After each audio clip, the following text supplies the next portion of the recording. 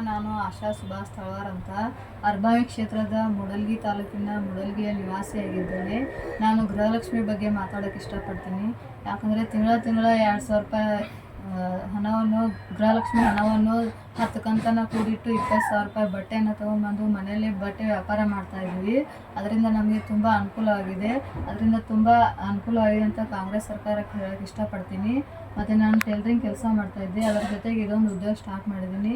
ನಮ್ಮಂಥ ಬಡ ಹೆಣ್ಮಕ್ಳಿಗೆ ಇದೊಂದು ಗೃಹಲಕ್ಷ್ಮಿ ಯೋಜನೆ ತುಂಬ ಅನುಕೂಲವಾಗಿದೆ. ಮತ್ತು ಇದೇ ರೀತಿ ಕಾಂಗ್ರೆಸ್ ಸರ್ಕಾರವು ಈ ಯೋಜನೆಯನ್ನು ಹೀಗೆ ಮುಂದುವರಿಸ್ಕೊಂಡು ಹೋಗಬೇಕಾಗಿ ಕಾಂಗ್ರೆಸ್ ಸರ್ಕಾರದಲ್ಲಿ ಕೇಳ್ಕೊತಾ ಇದ್ದೀನಿ.